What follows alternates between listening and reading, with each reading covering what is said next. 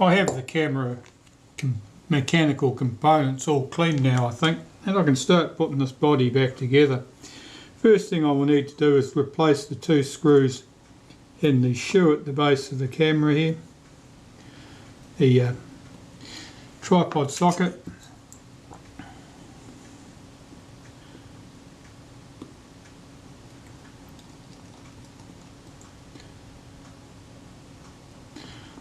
I never removed the tripod socket in the end because the third screw simply didn't want to come out, and I can see that that screw doesn't want to go in either, so something's a little bit odd going on here.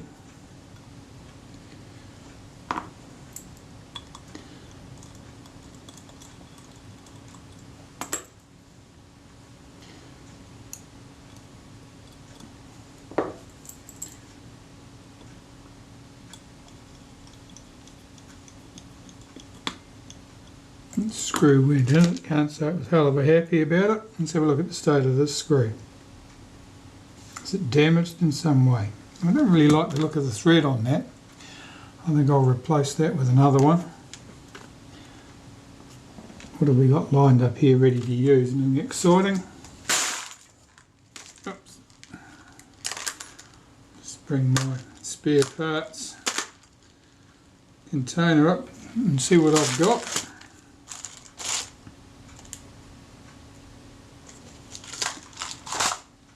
That screw should do the job, and judging by the state of it, it's been used for such a task in the past. Yep, that's fine.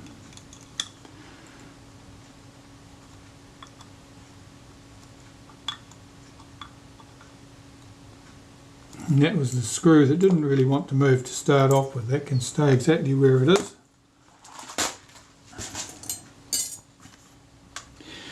Now these struts, these are a little bit bent. Now these arms, the inside arms should be straight. These ones are not.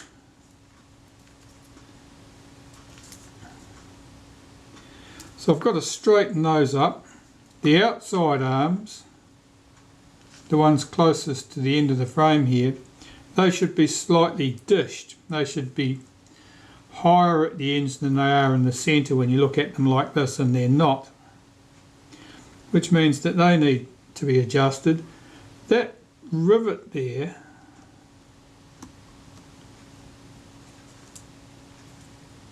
looks vaguely suspicious. It's very flattened off. Its mate at the other end is quite domed. It suggests that someone's beaten the crap out of it to rivet that over. No, I may be wrong. Anyway, straightening up the arms, that's obviously the thing to do. Get the straight bits where they should be straight and the bent bits where they should be bent. Let's start with this one. That's most definitely... Oh yeah, its mate over here is worse.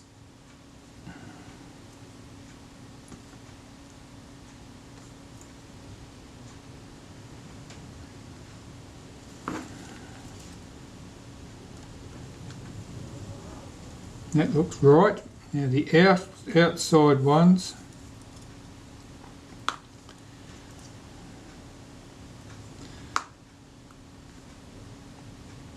that one looks okay. This one here is certainly not.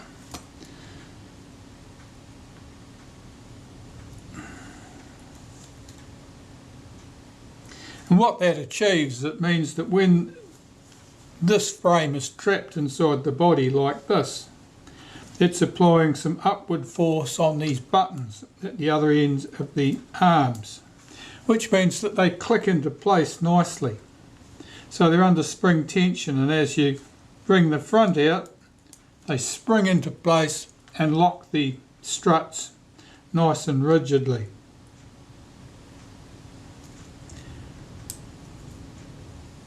I'm looking at the ends of these arms here to make sure that they are sitting at 90 degrees because they're not exactly.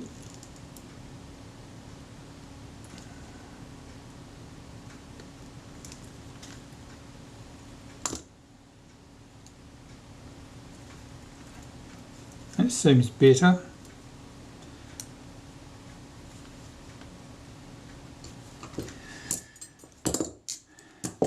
And that leaves the shutter release mechanism over here to be concerned with. I'm just checking the movement of those arms, make sure that they slide up and down smoothly. This is a little bit rough looking here. I think that'll be okay though. I think that's just bubbles of corrosion underneath the nickel plating. I don't think that's a serious issue. I don't think that'll cause me any problem. Right, so there are the struts, and I need 4 screws to hold the struts in place. And they are domed, slightly domed heads on those screws. And we want 2 pretty ones to go in the film cassette well. The one with a little bit of paint residue goes to the base of the camera. The 2 pretty ones go to the cassette well. I want some molybdenum paste here now because I want to lubricate that shutter release. So with molybdenum paste, I'll just run a little bit through that spring there where I can get to it. Above there,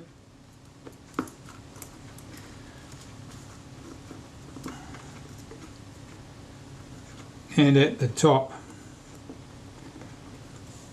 Now you're only leaving a bit of a dirty mark with the paste. You don't need to put lots and lots on, but that's a very good lubricant. That'll work nicely. Where this runs on the shaft in the camera body, I'll just run some through there. Let's have the camera body in.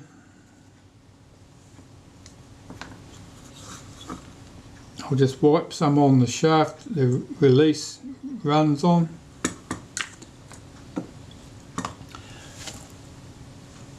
Now some synthetic grease. I'll do the slots at the rear of the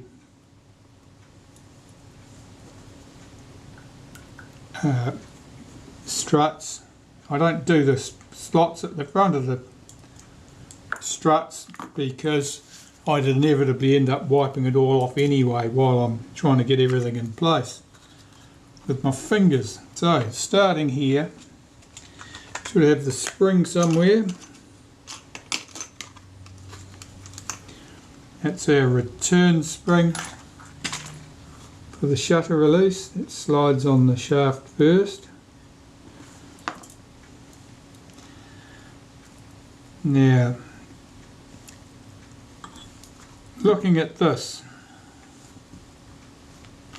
this goes into the body in this configuration. So we'll slide that onto that shaft first and then swing the struts into the body casting. That's all sitting there nicely.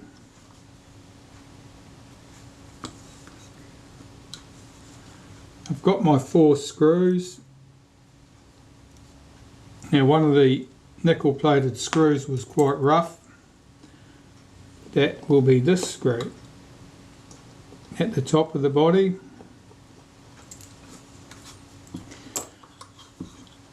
One of them has some paint residue on it, or glue residue. That'll be from the base of the camera.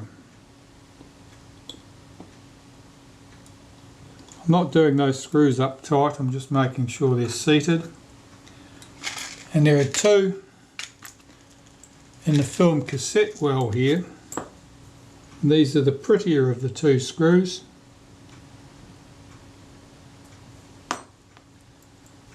Or the prettier 2 of the 4 screws, really.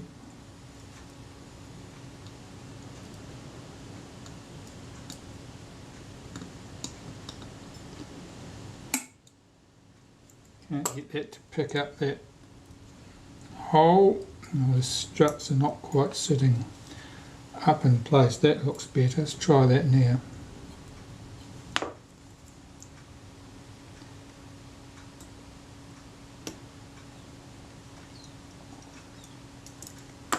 Yes, that went without a fight. Let's try the first one again.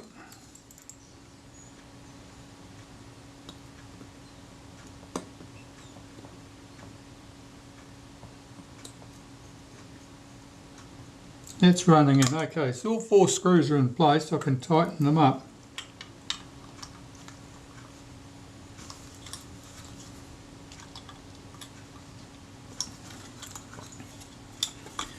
Whenever you're dealing with a component like that with multiple screws to go in, it's much easier if you get all the screws started and then tighten things up. Then put the first screw in, tighten it up, and then move to the second screw. That just doesn't work well at all. Okay, so these struts will fold nicely, they do.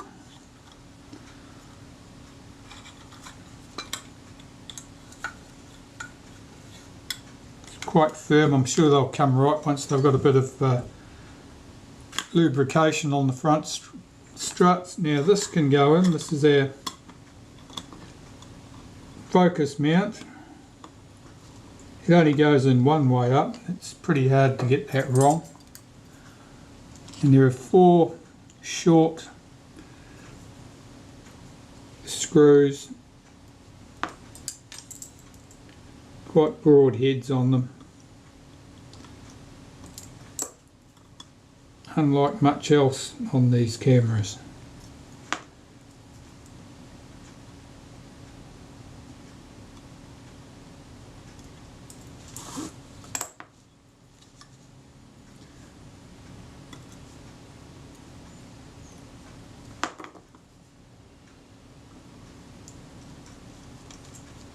And here you can see I'm supporting the focus mount with one hand and doing the screws up with the other, so that I'm not pushing down on the struts, because that could distort the struts.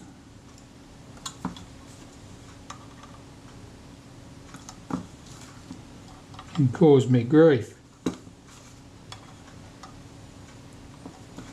So that's in place. Now there are 4 screws that pass through the focus mount here and hold the bellows to the back of the front standard, so I'll get those in place.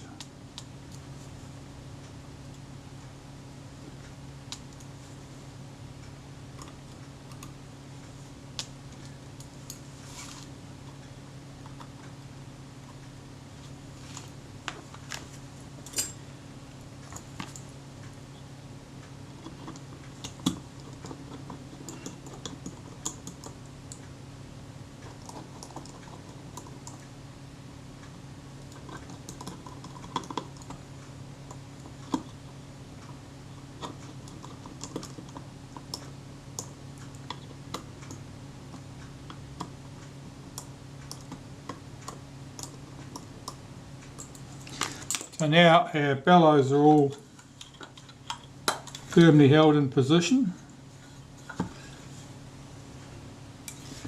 That's looking good. So front standard's back in, bellows are connected back up, the focus mount is ready for assembly. Here I've got the inner and outer helical. These have been cleaned, they've been through grease remover, they've been through the ultrasonic cleaner, and I can see my alignment marks clearly there in position, and this will go in place here. And I'm just going to test it for the moment. I haven't got any grease on it yet. I want to do this with some helical grease. I just want to check that it does in fact move smoothly. That looks good. So some helical grease, and that can go in place. Right, so some helical grease. This is Helimax XP optical and instrument helical grease. So I'll just back this out. I've got this helical aligned. So my alignment marks did what I needed them to do. They enabled me to put them back together again in the correct alignment. So I just put a few spots around the outside like that, work it in.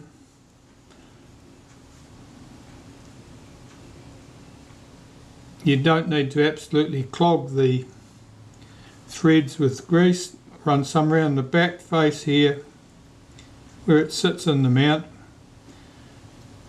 I don't need to use the helical grease for that particular job. It won't hurt by the same token. And see, I've got my retaining ring sticking in there. Don't really need that in there at the moment. Let's get that out. That's better. Make sure I've got this the right way up by using my alignment marks there. A couple of drops of grease in there. Drop that into position. The retainer plate, I want to wipe around the inside edge there where this holds the outer helical in position. It doesn't need much, and this only goes on in one orientation, which is right there. Done with that grease. Now there are 6 countersunk head screws that hold this in position. Find the appropriate screwdriver, I'll be in business. Get these screws in.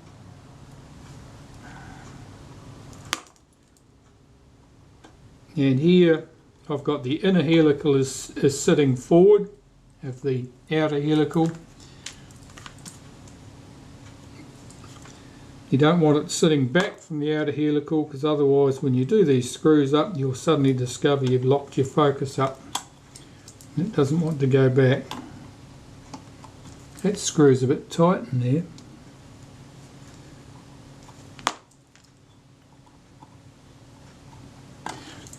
Now the 6 screws used to hold this in place are the same size as the 4 screws that hold the focus scale ring to the outer helical, and you want your 4 best screws to hold that focus scale ring.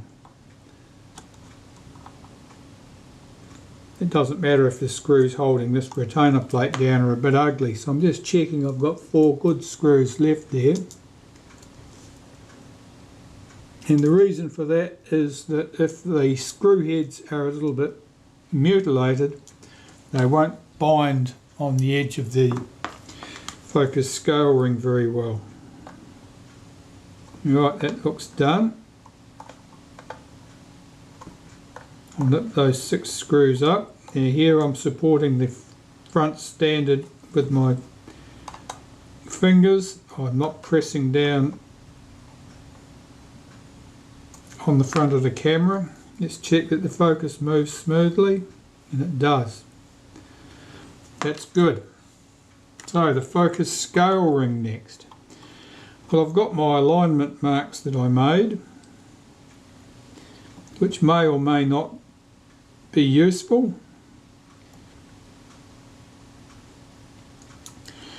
They line up with one set of the screw head marks.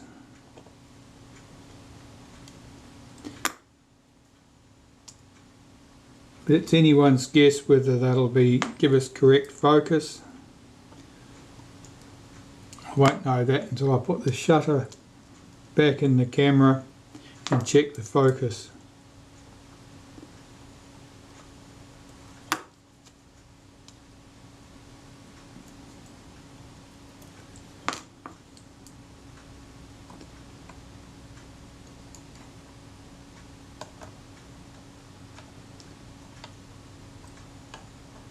Don't over tighten these screws or you'll discover that the focus is suddenly stiffer than it used to be.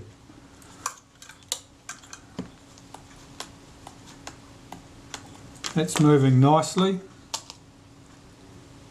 Here's the arm for the rangefinder on the front plate here, and I'm not going to put that in immediately. I don't really want that arm flapping around, but that'll just go on the front.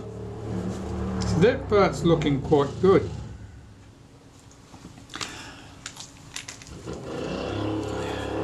I think the film advance can probably go in here next, so I'll get ready to do that.